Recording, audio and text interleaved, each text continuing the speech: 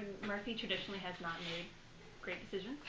But you think? He's been put in hard places. I don't know. I stand by them. All right. Well, he did help out, where when his friend got caught up with the sea creatures, he had a moment of compassion, which was not something we've seen a lot from him. Can you talk about whether we'll see more of that or where he is when we come back?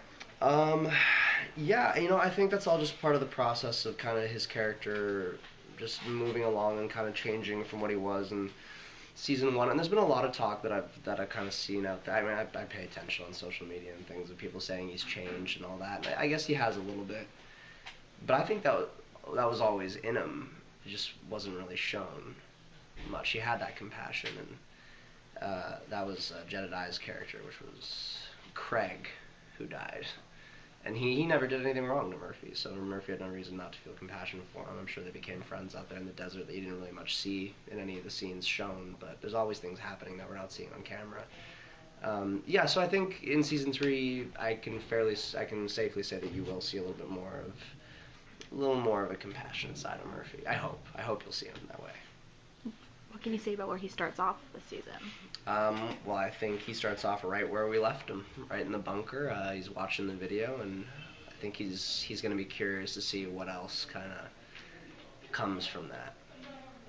Can you tell us about any other discoveries that he makes down there? You know what? I can't. Don't get me fired. I can't do it. I can tell you that it's pretty awesome. And when you start watching the season, you won't have to wait long to find out kind of what else is going on down there. It's very interesting. It's very fun stuff. But he learns a lot about, like, the history of what happened? Because well, I think Jason was talking about that at Comic-Con. Was he? You lying to me? Jason told us your whole storyline, so feel free to talk about it. Is that it? Fill in the blank. Yeah, got it. Yeah, no, I mean, I'll say this, if anyone could kind of find out a little bit more about the past, it would be Murphy at this point, given where he is in the world and kind of the part in the decimation of Earth that kind of is started where he is currently. So I think it would be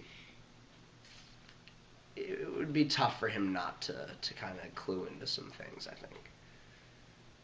Jason mentioned that the network is sort of pushing them to go even darker in season 3. Are you seeing that in Murphy's storyline? I mean, don't we always? In Murphy's storyline, he is the dark one. He's seen so much. So yeah, in Murphy's storyline and the show in general, I think if he said it, it's true. It really is. It's gotten pretty dark. Murphy was tortured multiple times by the Grounders. How do you think he would react knowing that Clark is not only one of them, but one of the leaders? I mean, I don't think he has much compassion for Grounders at this point. But again, with Murphy, it's kind of more of an individual.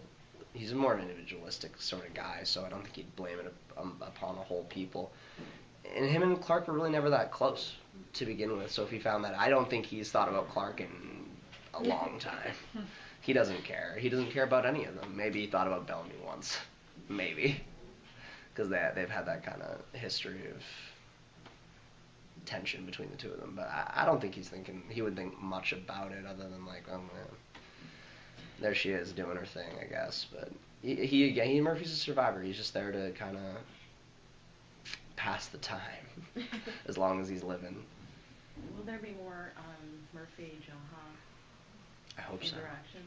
Well, I mean, we are close together vicinity. Yeah, exactly. So here's hoping. And also, working with Isaiah has been one of the greatest pleasures of being on this show. I didn't expect to ever have a storyline with him, so when they brought that to me, it was shocking. Isaiah was actually the first one to ever tell me. We ran into each other at the Vancouver airport randomly. We were both going down to LA at the same time, and he was like, "Hey man, we're working together." I was like, "Really?" "Yeah, 2 episodes from now we start working together." I was like, "Okay, great." Start it, and it was amazing. I think it shows on screen we had really good chemistry together. Yeah, that was totally unexpected. Like, I never figured that your two characters would be very different sides. Like, I never thought they'd meet, like, let alone let alone be kind of friends towards the end of it. But now, obviously, the friendship's a little bit strained. Jaha kind of has, feels like he's on this quest or this mission. He has a purpose. Kind of, what does the character kind of feel about Jaha's? His mission?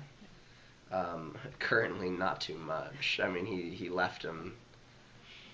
He just left me. He left me there for dead, pretty much. I mean, I wasn't faring too well.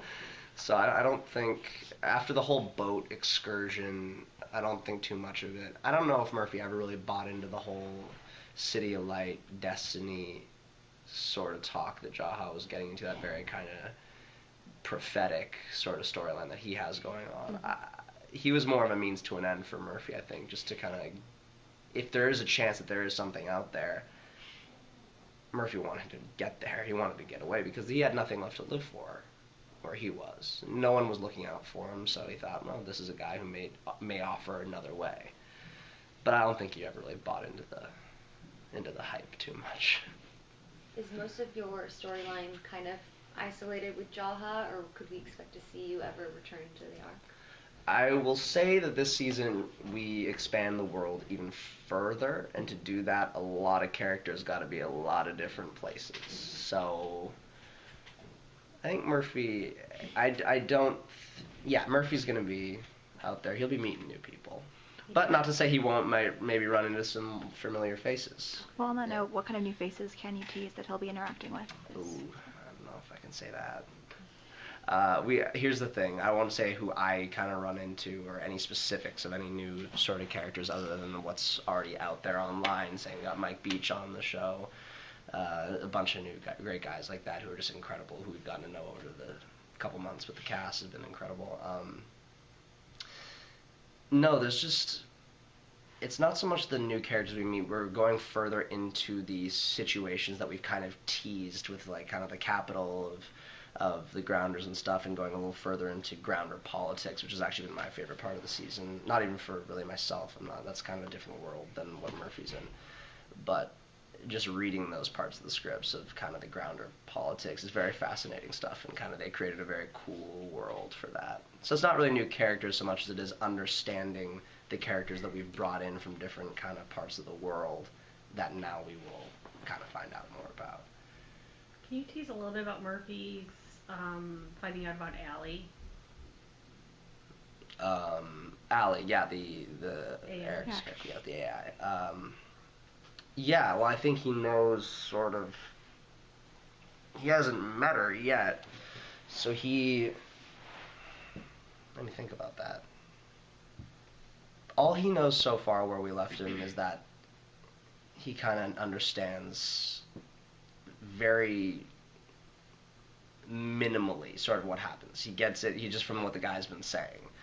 I don't know if he knows that it's kind of an AI situation or what he knows, because we had to be clued into that as an audience through Jaha. I'll say that Murphy is a lot more kind of astute than people give him credit for, and he's a lot smarter than people realize. So if he gets a couple more pieces of information, I think he'll be one of the few people to actually know almost the whole story, if the pieces fall properly, obviously. Is there any romance for Murphy, or do you enjoy that his arc is about more than just... You know what, I'd love for him to have a little romance in his life, but I go back to Murphy just being, he's not a one-dimensional character with the survival thing, but that is his, he's a guy who cares about himself first and foremost, and where he is right now, it's just about making sure he makes it through to the next day, and then the next day, and then the next day. If he finds someone that possibly could help him survive in a partner that way, I could see him kind of having a love interest in that maybe, but I would see him having a business partner before having a love interest. I mean, if he's surviving day to day or trying to figure out a way to survive day to day, I mean, how is that? Is he being devious? Is he being crafty? Is he being He's being whatever he needs to be. He's very crafty. He'll do what it takes. I think you'll see this season Murphy will start to maybe put the well-being of others not on the same level as himself, but bring it up a little bit, because he couldn't care what happened to other people before. But now, I think he's getting lonely. Honestly, I think he's been lonely, and he's seeing that even with the tease of the friendship that he had with Jaha, that's kind of gone now. It was nice to have someone to talk to and nice to be with someone. So I think you'll see Murphy kind of open up avenues to other people and take them in and kind of look to protect people. Considering the situation that he grew up in, he obviously found this really awesome place. Yeah. Is he going to enjoy that a little bit, or is there going to be a sort of push to have to leave this, swinging pad? Well, you got to be careful what you wish for. So yeah, he has everything in front of him right now that he's kind of ever wanted. He's by himself. Like, he's safe, he's by himself, he's got liquor, he's got food, he's got it all.